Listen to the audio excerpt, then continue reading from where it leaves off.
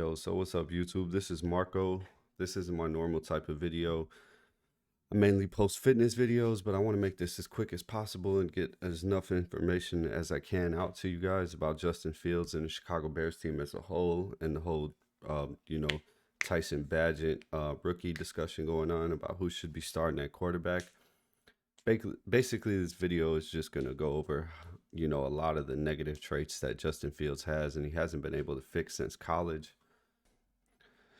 Since college, Justin Fields has struggled with his throwing motion. You guys can look this stuff up. I'm not really going to go over all this, but basically he has an elongated throwing motion, which the ball comes out really slow. If you guys have watched the majority of his games, the reason the screen passes don't work is because of this, I would say. And also he has a bad habit of not only throwing it slow on screens, but he sometimes throws behind the receivers. He also will throw the ball at their feet.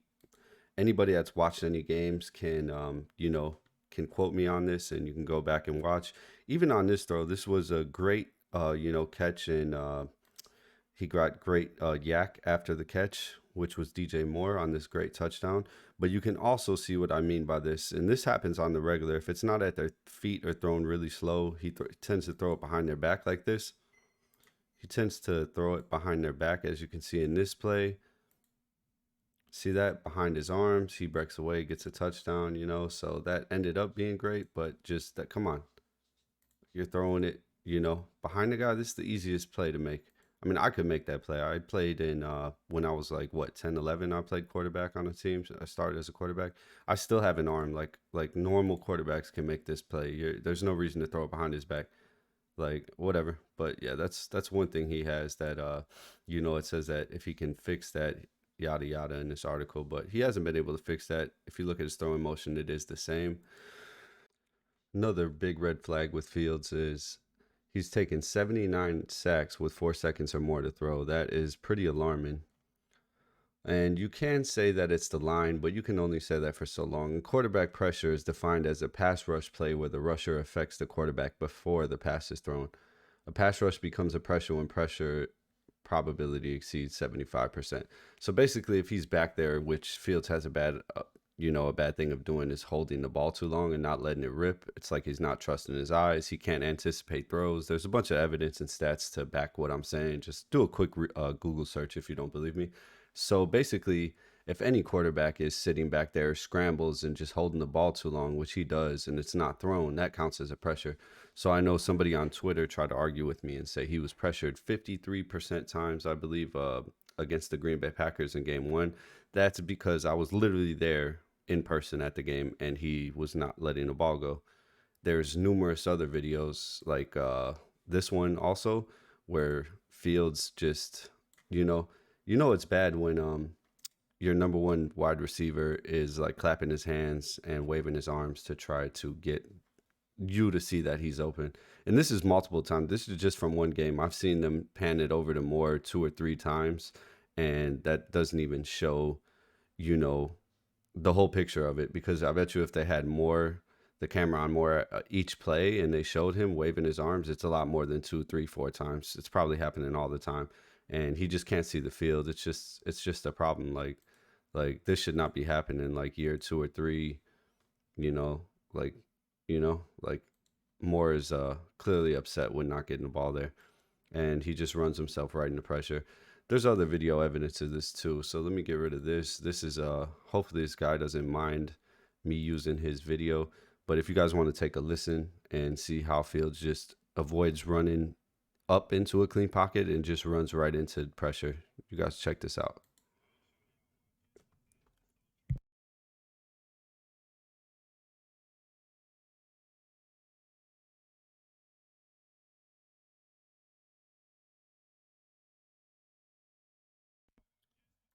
So as you guys can see, that is also a problem that he has.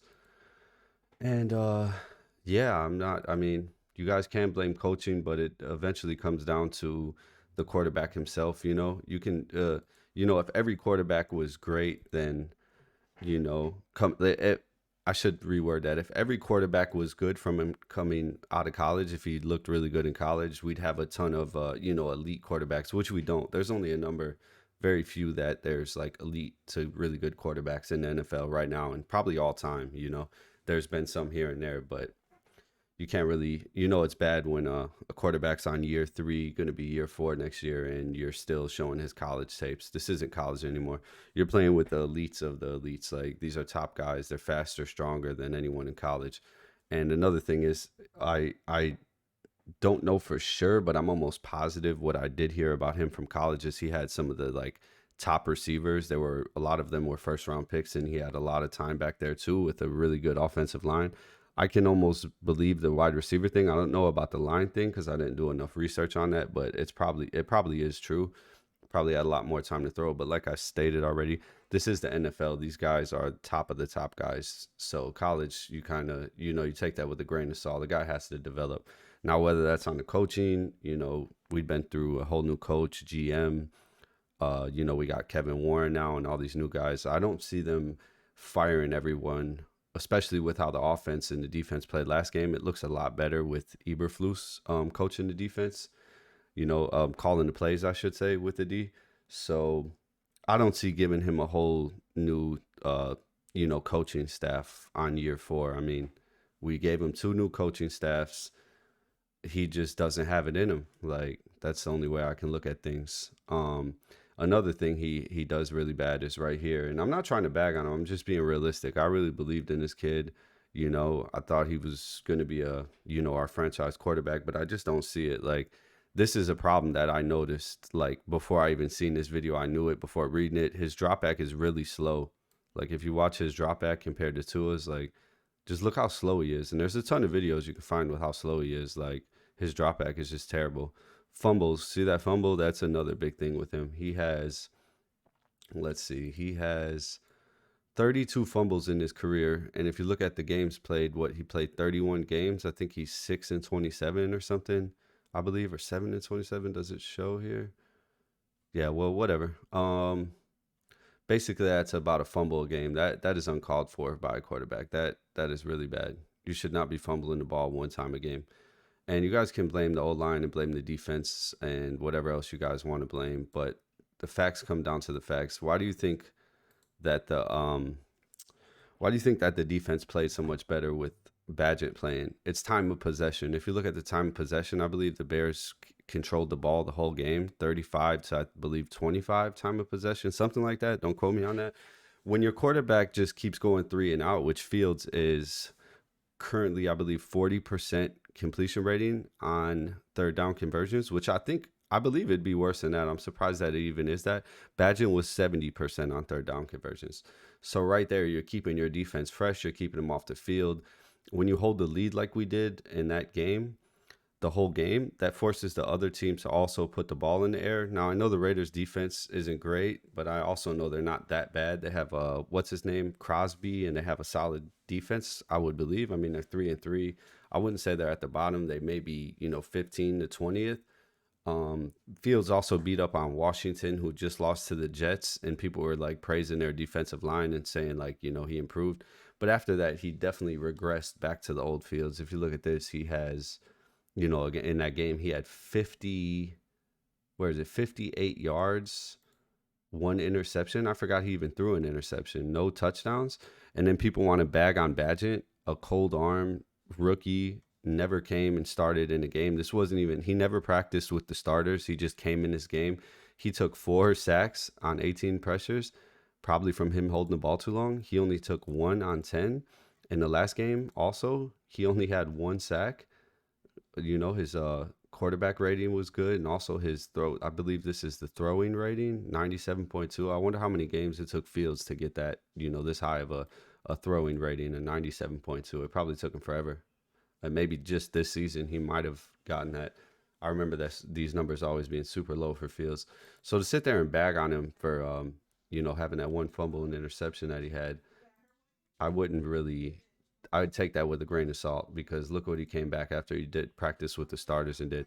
At the end of the day, it is the Raiders, but it doesn't matter. It's an NFL team. It's not a college team.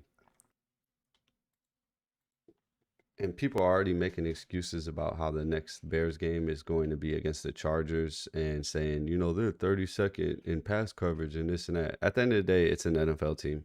he's a rookie. It's his second start. He's 1-0. Fields is 1-5 this season with an overall record of 6-27, I believe. Like, don't down the kid, man. All right, he did great. To sit there and say another thing is saying that he had a two something yard per throw average or something like that because he was throwing behind the line of scrimmage a lot and throwing short passes. All right, so this can be debunked really quick. Not saying that he is Tom Brady or Aaron Rodgers. You don't need the deep ball all the time. Yeah, it's flashy. Yeah, it looks good. But if you're not down and running really short on time, you don't need those type of throws. And to say that he doesn't have an arm talent is another thing that I want to debunk. So, but back to this. So Tom Brady averaged in his career 7 yards per attempt. That just shows you he killed the game in short passes. He killed the defense by getting those first downs when it mattered and running the clock and having the time of possession over other teams. Same with Aaron Rodgers. As much as a lot of Bears fans don't like the guy. Me personally, you know, he was kind of an a-hole, but short passes, he killed it. 7.7 yards per attempt. So to sit there and say that you need an arm and you need the long ball all the time, yeah, it looks good, but you don't really need it to win. I'm talking about two of the greatest here. So basically, nowhere on his scouting report shows that he doesn't have a strong arm. Doesn't also say he does as one of his strengths, I don't think. Let's read through this. Yeah, basically it doesn't say he has a strong arm, but it also doesn't say that he has a weak arm. So wherever you guys are getting that information from, you field truthers and the people that are just their ego's too big to say that they were wrong about Fields, which was a Ryan Pace pick. I believe he'll be gone either way next year, whether it's Caleb Williams, Tyson Bagent, or Drake May, whoever.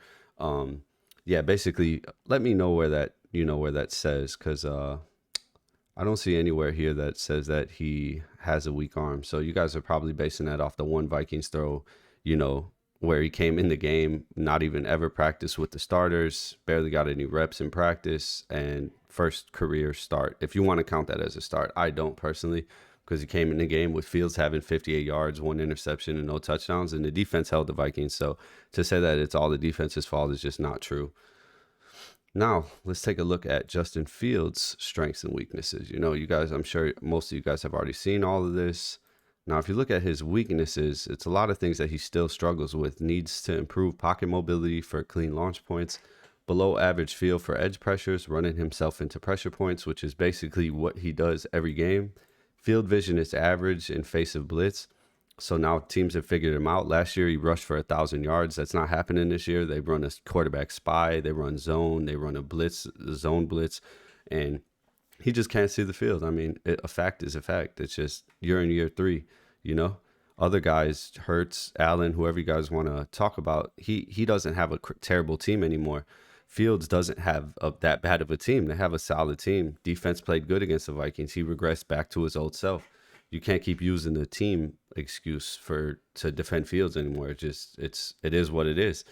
You can use last year, some of it. I mean, his stats still should have been better, but you can use some of that and say, yeah, but now it's year 3, you have a team, you have to improve, There's no excuses for the type of play. Like 58 yards, 99 yards against Kansas City, most coming in garbage time at the end.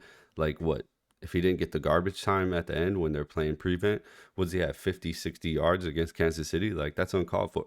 That's uncalled for. Gradual operation time prevents expedited release. Yeah, basically, I think that's his elongated throwing arm, how he takes forever to, throw the ball, his arm motion. Needs to release ball earlier on anticipatory throws, which is, he can't anticipate, guys.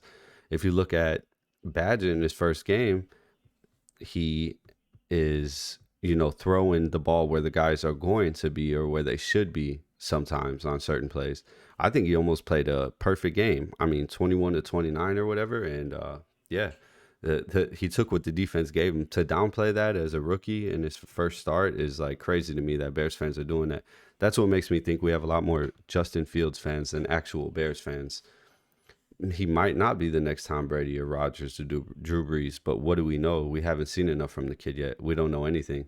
Just like how I know based off of Fields' play that he's not the guy. Either way, we're going to be getting, like I said, a new quarterback next year.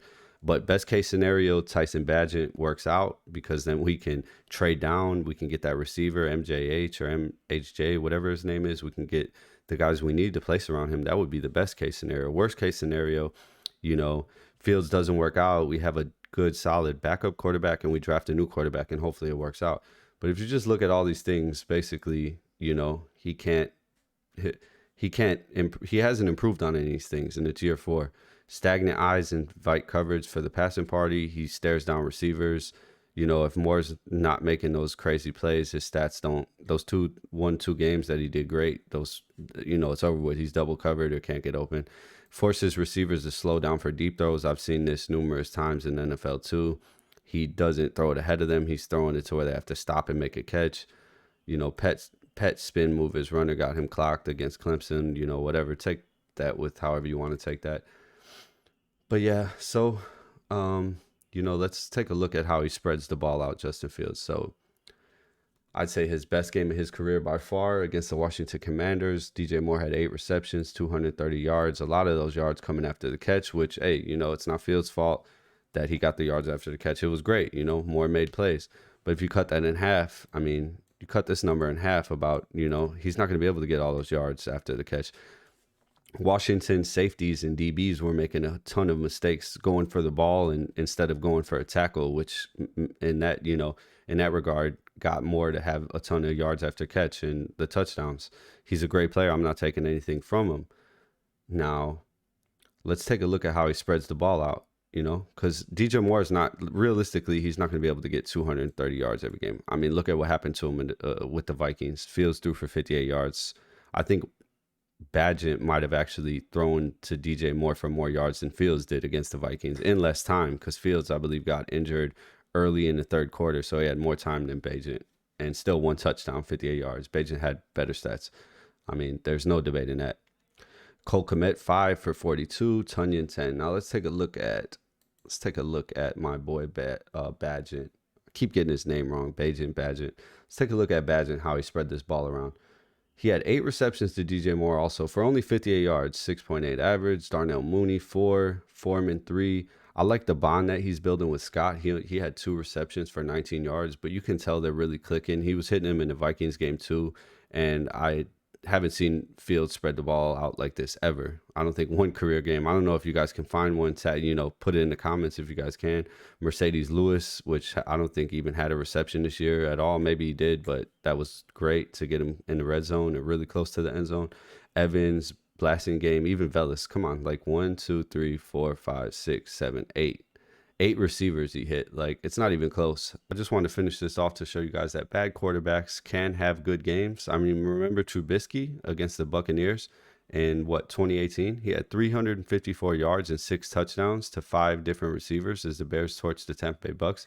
He also had a great defense. You guys can argue in Alshon Jeffrey and other guys, but this Bears team is no slouch. We have DJ Moore, we have Robert Tunyon, we have Mooney, we have Tyler Scott, a young, promising looking guy.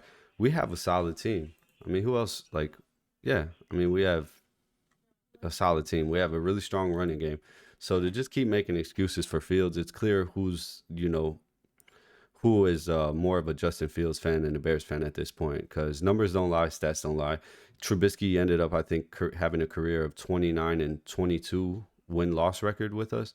So wins aren't really a quarterback stat, but at the end of the day, good quarterbacks find a way to win. And when you're fumbling the ball once a game and throwing interceptions like he has, it kind of outweighs the 1 or 2 good games that you had. And he struggles also in the second half of games, like the game against the Broncos with that huge lead. He really struggled in the second half to move the ball at all. So you keep putting your defense out there, eventually they're going to give up points. It doesn't matter how good or great they are. You have to possess the time, you have to possess the ball more than they do, and you have to move it. Like 21 in the second, 7 there, and then in the fourth they just got shut down. Basically, they couldn't do anything. He has a bad problem with that too. In the second half, he can't really move the ball. This is my opinion. This is how I feel about Justin Fields and the Bears moving forth. I think we will have possibly a new. Me personally, I think I would move Flus to either defensive coordinator or keep him as a head coach, but have him really involved for next year. If we do get we probably will have to get a defensive coordinator. I'd keep him really involved with the play calling on defense, because things seem to be going, in an upward trend. I don't know fully about Getsy yet. I know a lot of those screen passes calling him back to back were bad, but also Justin Fields can't complete the most basic plays like screen passes and short passes. So I don't really know who's at fault here. The game plan looked really good, and I think it's been pretty much the same game plan all year. They tried to do it with Justin. He can't, you know, he can't work that game plan. They looked great last week. So we'll see this next upcoming game, see how Tyson Bagent does, and hopefully he wins. I'd love to see this kid pan out because then we can trade down and draft and get really good players, more players, I should say. We can draft a lot more players if we trade down. If it doesn't work, we get a quarterback. Either way, it is what it is. I'm happy to see how Getsy can scheme up a play call for Bagent this week. Let's see if he'll stay as our OC, because this whole time it could be Fields just being Fields. We don't really know yet. So, and if you guys like this video, make sure to subscribe and turn the bell notifications on. Peace.